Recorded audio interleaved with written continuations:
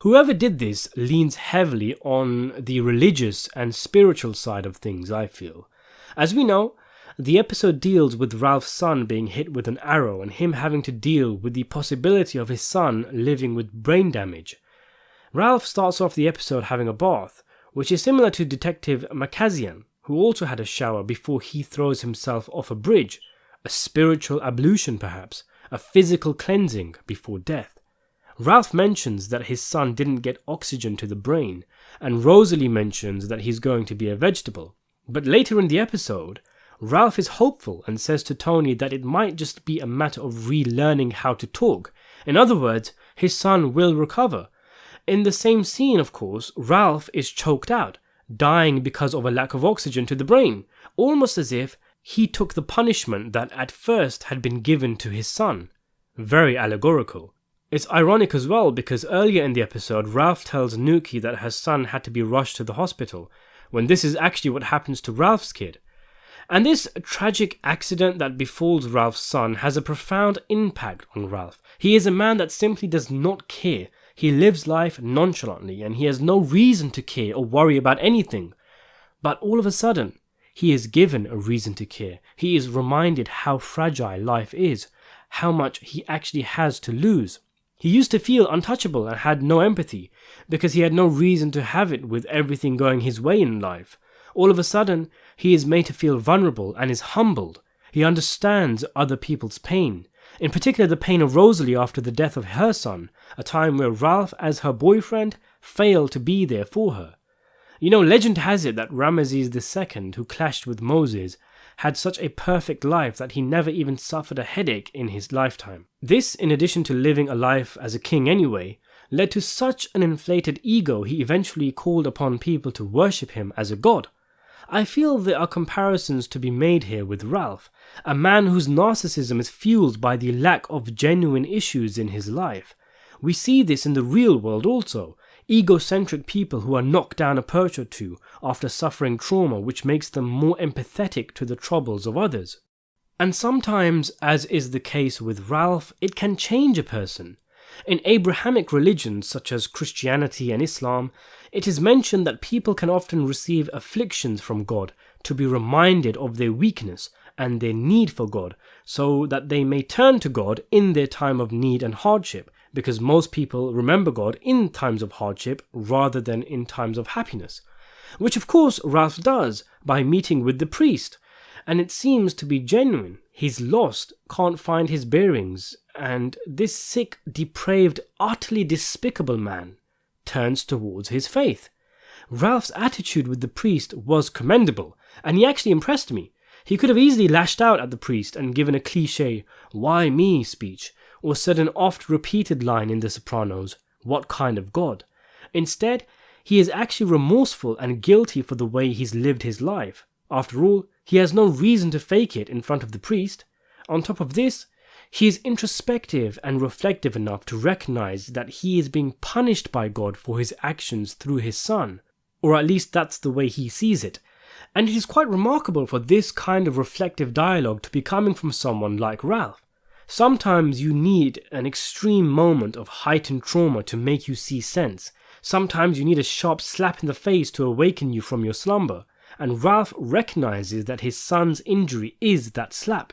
He has an epiphany, a moment of clarity, and in his own words, he's a changed man. And it's not as if the priest is putting words in his mouth. In fact, Father Phil was pretty weak in consoling Ralph or giving him advice. Ralph's issues was a pretty common one, known as the problem of evil and suffering, for which numerous answers are available, but Phil just gave Ralph a few contradictory words in their scenes together, saying that God does not punish people, but at the same time saying that his works are a mystery. You have to factor in the drug use as well. Not that it excuses him, but Ralph repeats throughout the show, even before his son's injury, that he regrets taking coke and it made him do stupid things, which it does of course. His actions have made some fans think of him as an actual devil, and it is interesting that there's elements of this in the show, with the episode incorporating lyrics from the song Sympathy for the Devil into it. For example, Ralph says, "Please allow me to introduce myself" to the surgeon. He says, "Pleased to meet you," to Father Phil, and Phil says, "Were you there when Jesus Christ had his moment of doubt and pain?" It's like we're supposed to have sympathy for Ralph, sympathy for the devil who is returning to the church, begging for his son not to be punished, and instead taking on the punishment himself, leading to his own death. There's also the goat symbolism, an animal which is often attributed to the occult and evil, even being outright called the devil. And remember, Ralph's horse had a goat friend, and the goat survives the fire. So maybe Ralph isn't changed, maybe the devil is still inside him, and this episode is a momentary blip, a door that opens for Ralph but quickly closes again, with him destined to go back to his debauchery ways, starting with the arson attack on the stable, and as such he is given the ultimate punishment, death.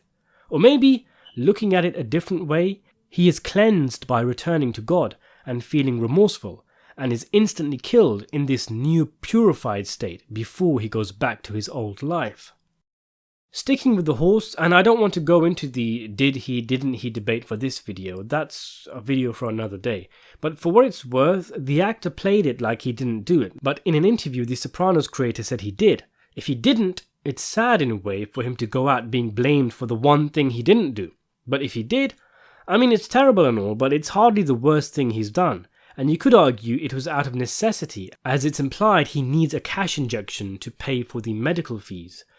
Either that, or maybe he was just angry with Tony for sleeping with his ex and was back to his wicked ways.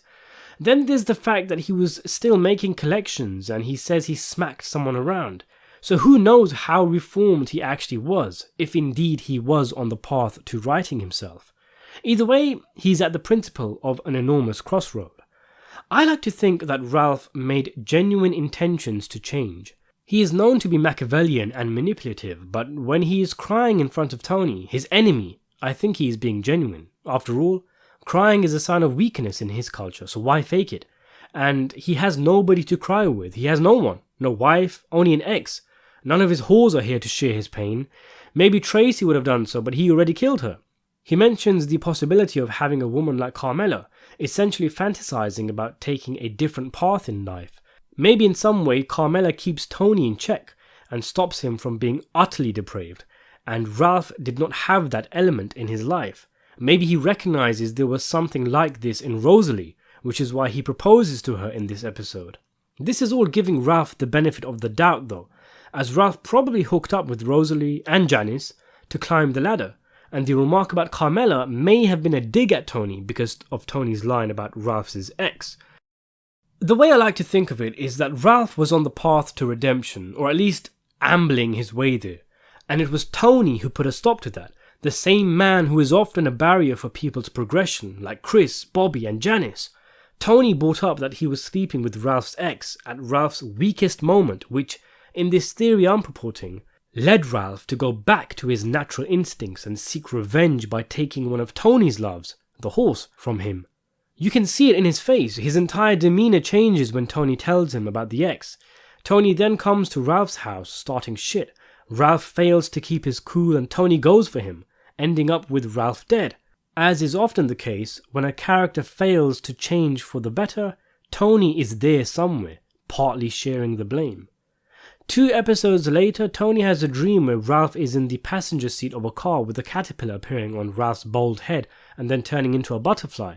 Discussing this with Melfi, she says that the caterpillar changing into a butterfly signifies a change, suggesting Ralph was trying to become a better person.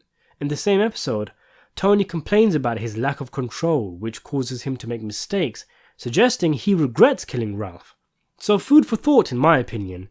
We all know Ralph was evil, but like I mentioned in my Bobby Bacala video, the state in which he was known for was not the state in which he died, and it might actually be a case that Ralph was on the way to reforming, until the real ogre of the Sopranos got in the way, Tony Soprano.